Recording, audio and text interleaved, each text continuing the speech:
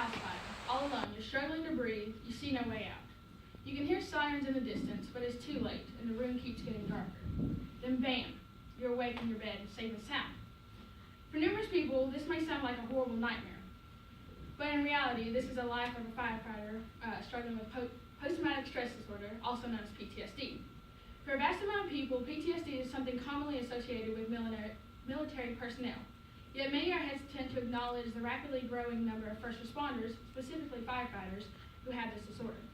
Although this condition has been present for several decades, it continues to stump psychiatrists on how and why it happens. The purpose of this speech is to better inform civilians about the expanding epidemic with firefighters. So in the next few minutes, I will first explain what PTSD is and some symptoms firefighters might have, like that, and then I will list some treatment options and how this affects their life, and then finally I will end with some stories. So let's begin by explaining what PTSD and some possible causes.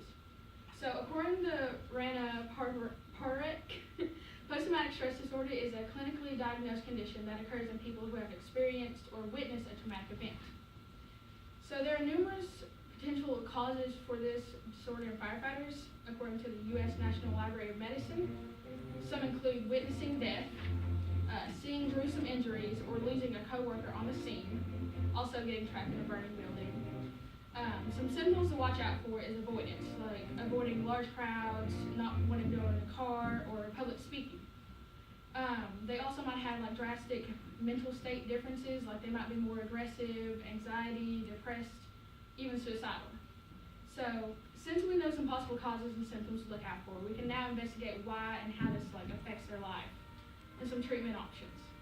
So these like post-traumatic stress disorder can drastically change your life, and some ways like being fired or getting unemployed because you can't even go to work, you can't get in a car, you can't go and just be around people in general. You feel safer at home. It might cause you to get divorced because you can't talk with your wife or husband about, hey, I don't know what's wrong with me, and they also might become suicidal or homicidal.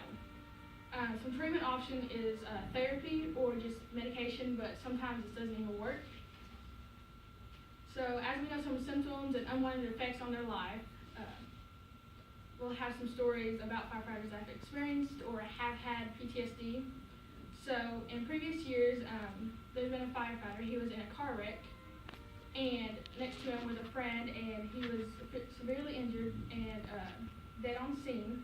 And there was a smell, like a burnt smell, and now every time he tries to get in a car, he smells that person every time, and he can't do it. And a personal story of mine is my dad suffers from PTSD because of this. Every time he tries to go somewhere in large crowds, he gets really anxious, can't do it, and usually has panic attacks. So that's just one major thing, and you would never expect that. And although these stories don't really tell the full extent of how bad PTSD can be with firefighters, it's just a glimpse of their life. So today I briefly taught you about PTSD and some of the symptoms, as well as some possible treatments and stories. So the next time you're around a firefighter or first responders in general, you should respect them because you don't really know what they're going through right now.